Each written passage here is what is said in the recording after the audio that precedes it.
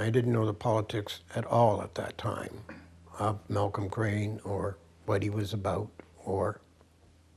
but I sure learned fast. And when he died,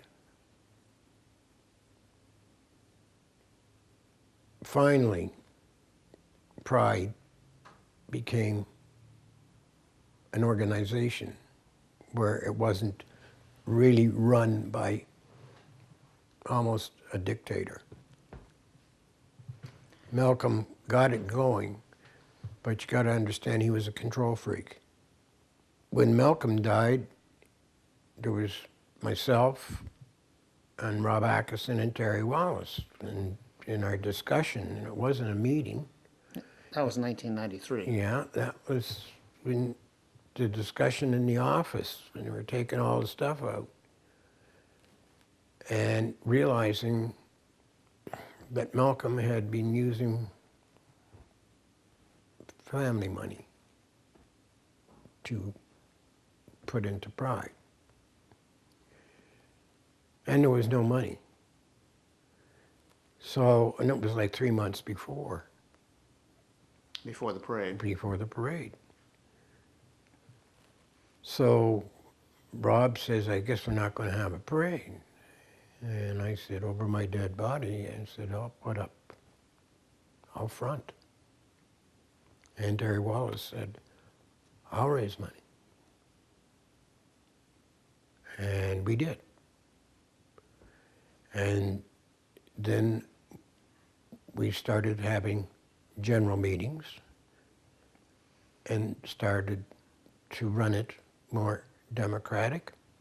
This is when it became incorporated as Vancouver Pride Society? No, it wasn't incorporated with Rob as much as it was with when Alan Herbert really came in. That's when it really got, all the legal stuff really was finished. We started amalgamating, but the actual rules and regulations came down at that period of time.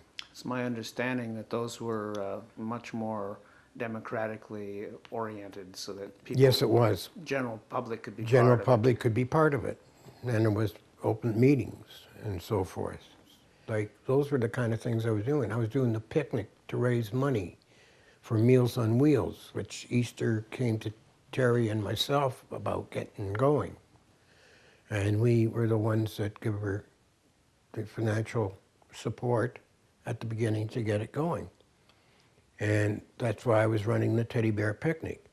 Originally, the first picnics were illegal and they were for baseball, but I was doing them too. When were the first picnics? They were at the Hollow Tree. They were back in the in the 70s, just early 70s, or pardon me, late 70s and early 80s. And it was just where all the guys from baseball would get together and go to the Hollow Tree, and we'd sneak in beer and have a party and have games and so forth. There was some reports about the picnic in the area of out in Abbotsford, or out in Yes, there was. Mission? We had one big one out there. That's correct. And it was a place where we rented the whole venue, and everybody pitched tents, and it was that kind of a picnic. That went for 2 years only. And it got a little bit wild, I would think, and I guess the owner got a little bit worried about it. Some money from that was raised that eventually went into the Gay Community Center at the beginning. Yeah. The next thing I did was, with Pride, was I started the dances at the community center. At the center?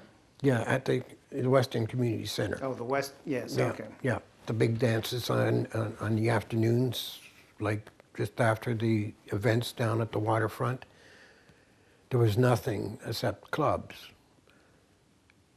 So I saw a great potential for, because you got to make money to run Pride. and there was no business thinking going on at the time. So that's where I came in, and other people realizing you have to raise money to do these things. So we started that dance, and that started bringing in serious money. The picnic at this time also became part of Pride. Slowly but surely, from getting it to that stage where it became democratic, all of a sudden the parade was getting larger.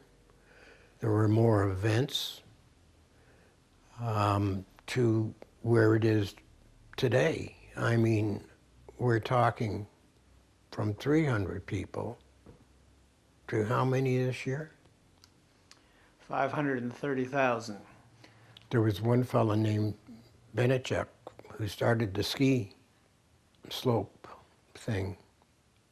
And he was, In Whistler? yes, and he got on the board of Pride. And he went behind our backs and rented a cleaning place, used to be some kind of a laundry cleaning place. Did not get permits. It was a fire trap. And did this behind the back of the board.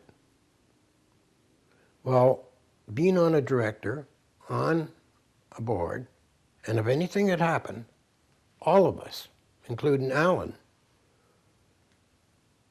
would have been sued or whatever. We got a very nasty letter from the city.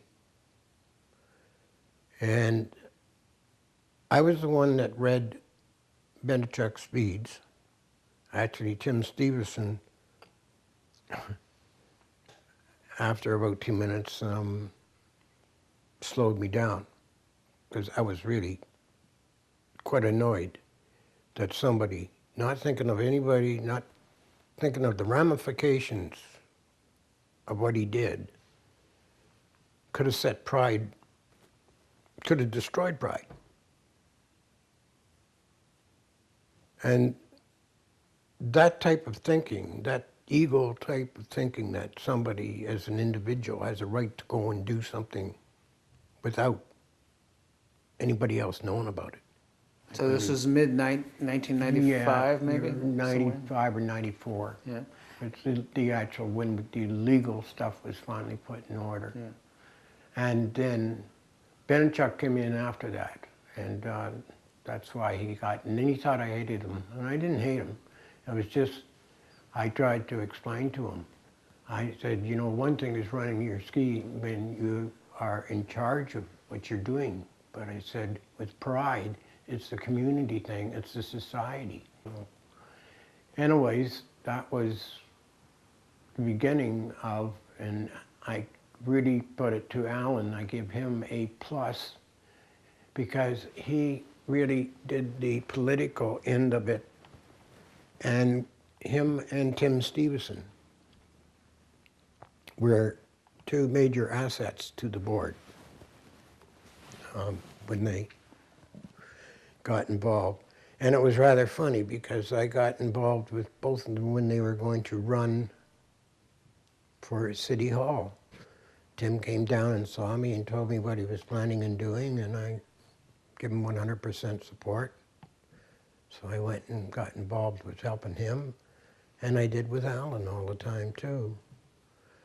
And I think both of those guys have never got the credit that they deserve.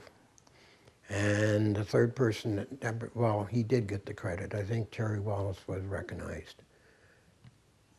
But I think that Tim and Alan have never got the recognition that they deserved.